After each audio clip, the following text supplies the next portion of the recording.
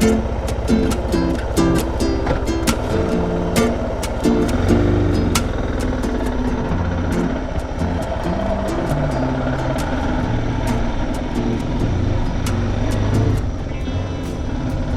YouTube viewer, g'day bikers. Today I'm talking about an old trick we used to use on two-stroke dirt bikes back in the late 60s and early 70s. Something I haven't seen for decades.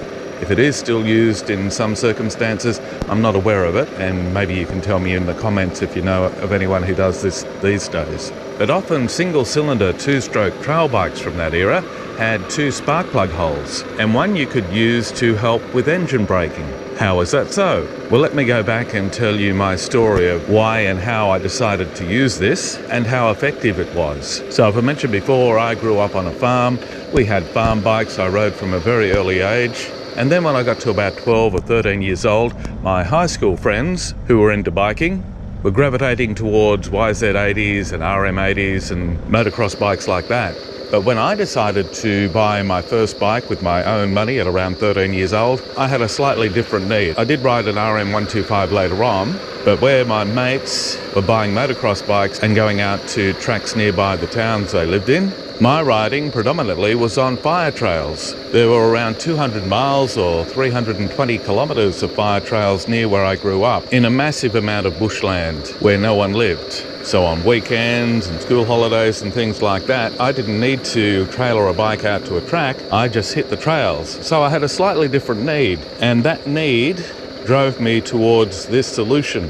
So on the ag bikes we had on the farm, one in particular, a CT90, had an ultra low range, which meant I could crawl up or down any hill at a snail's pace and not rely overly on the drum brakes at that time. But when I decided to buy a trail bike, or what we would call a dual sport now, in a Suzuki TS185, one thing I immediately found was the engine braking was much less. Because there was no low range, the first gear was higher, and so the engine wouldn't pull you up on really steep hills. And the closest fire trail to where I lived, and these are not tracks you can ride these days, where I could back in the 1970s, it had the steepest decline of all. And while on the CT90 when I used to ride it, I'd just drop it into low range and put it in first gear and it would snail its way down with limited use of the brakes. The higher geared trail bike with no low range was far more difficult, in the sense that you needed to use the front and rear brakes on a hill that was so steep that the amount you had to use would cause the front and rear wheel to lock.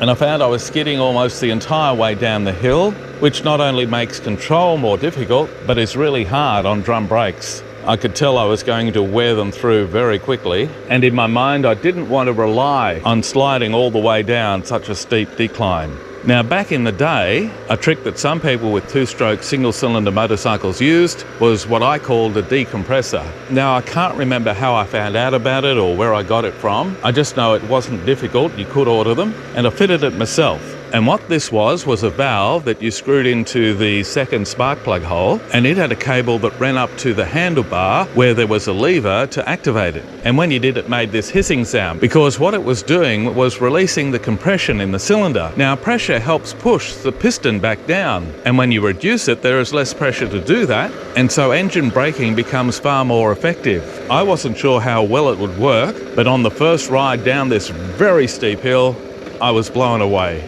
Initially it was the sound it made that surprised me, followed immediately by how quickly it slowed down the bike and reduced the amount of front and rear brake I needed to use.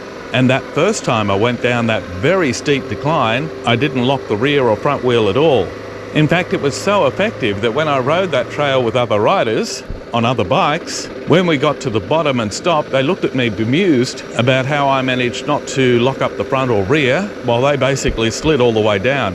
Looking back, I have to say it was one of the best investments I ever made. And while I put other accessories on this bike, like different fenders and engine protection, this is the thing that made the biggest difference. Now, I know I called it a decompressor, but effectively it was a compression release valve.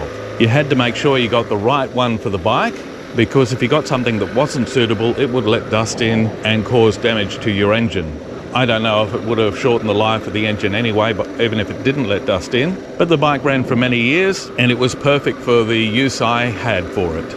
And that was to disappear for a day or days at a time on fire trails that could take me all the way down to the Putty or the Colo River or Rylstone, Nullo Mountain, Widden Valley, Barami Creek, Martindale, and places like that. So the reason I'm bringing this up, I'm interested if anyone else had experience with that or remembers it or knew of it. And if you did have one, what bike did you use it on? Did you find it as effective as I did?